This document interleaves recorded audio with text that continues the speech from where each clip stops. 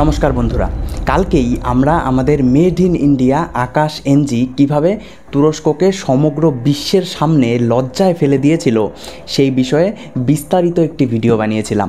অন্যদিকে কালকে রাতেই আমাদের ডিআরডিও লাদাখের 15,000 ফুট উঁচুতে আকাশের আরেকটি নতুন ভ্যারিয়েন্ট আকাশ প্রাইমকে সাকসেসফুলি টেস্ট করে ফেলেছে।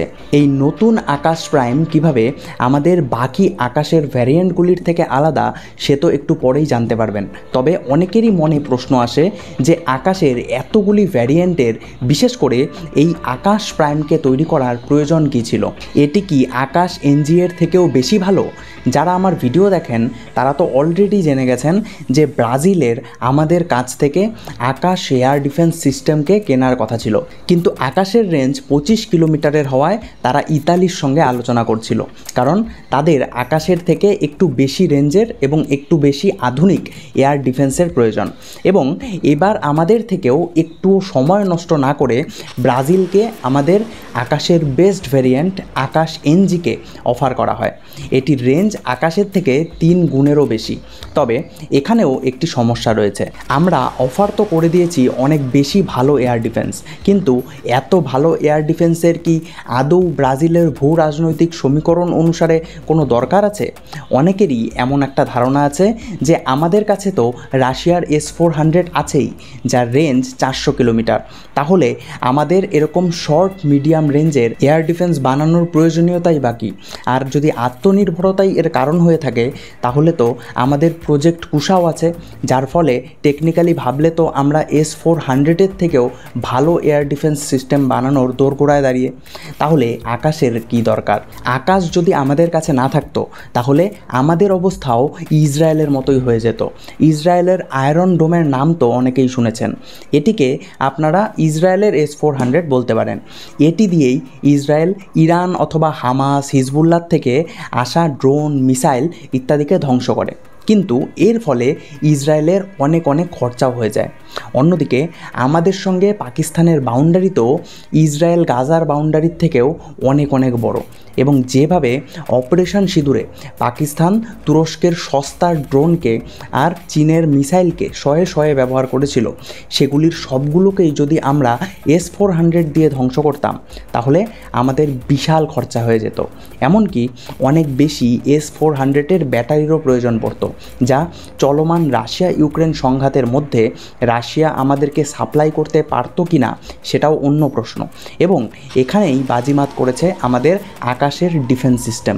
এটি মেড ইন ইন্ডিয়া হওয়ায় আমাদের অনেক কম খরচা হয়েছে। এছাড়াও এটি শর্ট মিডিয়াম রেঞ্জের হওয়ায় এই মিসাইলকে বানাতেও আমাদের বেশি খরচা করতে হয়নি। এবার আসি আকাশ প্রাইমের কথায়।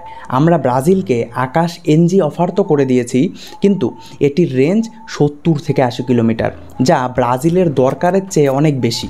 তাছাড়া এর রেঞ্জ এবং টেকনোলজি অনেক উন্নত হওয়ায় এর দামও নিশ্চয়ই অনেক বেশি হবে। তাই অফার করলেও ব্রাজিল বেশি দাম দিয়ে এটাকে নাও কিনতে পারে।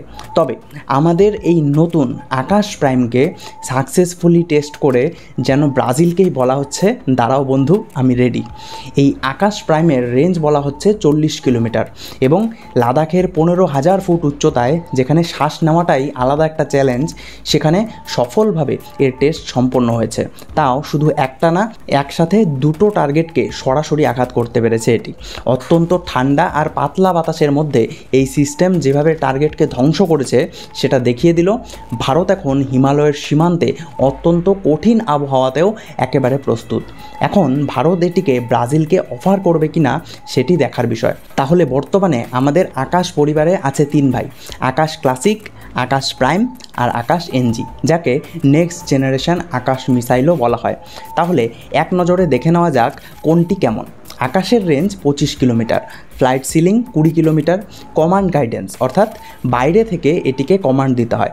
2009 সাল থেকে এটি অপারেশনাল আছে, এবং একটি মিসাইল দিয়ে এটির টার্গেটে হিট করার সম্ভাবনা প্রায় 88%, আর একটার পর আরেকটা ছুড়লে সেটা পৌঁছে যায় 98.5%। নেক্সটে আসি আমাদের নতুন আকাশ প্রাইমে। এটির রেঞ্জ 40 কিলোমিটার, ফ্লাইট সিলিং 18 কিমি, RF সিকার হাই অল্টিটিউডে ডিজাইন করা। এটিকে তৈরি করতে 93% দেশীয় প্রযুক্তিকেই ব্যবহার করা হয়েছে।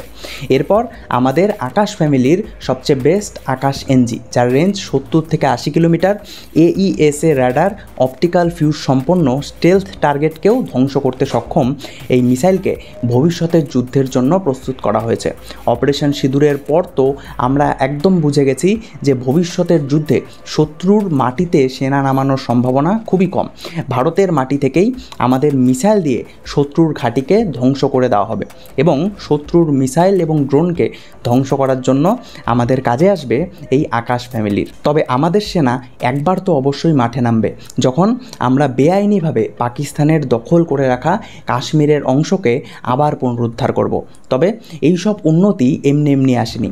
ভারতের প্রতিরক্ষা বাজেট যেখানে 2013-14 সালে ছিল মাত্র 2.53 লক্ষ কোটি টাকা, সেটাই এখন বেড়ে দাঁড়িয়েছে 6.81 লক্ষ কোটি টাকাতে। 2014 সালে যেখানে 70% ডিফেন্স আইটেম আমরা বিদেশ থেকে আমদানি করতাম, এখন নিজেরাই 65% বানাচ্ছি। দেশীয় উৎপাদন 1.27 লক্ষ কোটি টাকাকেও ছাড়িয়ে গেছে। সব সম্ভব হয়েছে আত্মনির্ভর ভারত নীতির কারণে। এছাড়া আমরা এসব শুধুমাত্র নিজেদের ব্যবহারের জন্য নয়, বরং এই সব আইটেমকে আমরা বিদেশেও রপ্তানি করছি। যেমন আর্মেনিয়া $720 মিলিয়ন অর্ডার দিয়েছে 15টি আকাশ 1S সিস্টেমের জন্য। ডেলিভারি শুরু হয়েছে 2024 সালের নভেম্বর থেকে। ব্রাজিলও ভারতের মিসাইল নিতে আগ্রহী। এছাড়াও বিশ্বের বহু দেশে আমাদের ডিফেন্স আইটেমকে বর্তমানে রপ্তানি করা হচ্ছে। তবে ভারত শুধু এতটুকুতেই থেমে থাকেনি। প্রজেক্ট কুশা নামে অত্যাধুনিক এয়ার ডিফেন্স সিস্টেম তৈরির দোরগোড়ায় দাঁড়িয়ে আছি আমরা।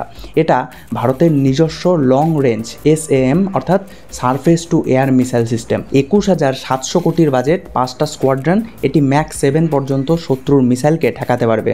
এছাড়াও আসছে ভিশারদ, খুব কাছের রেঞ্জের জন্য 500 লঞ্চার, 3000 মিসাইল। এছাড়াও 1500 কিমির বেশি পাল্লার হাইপারসনিক মিসাইল, যা ম্যাক 5-এরও বেশি গতিতে চলবে।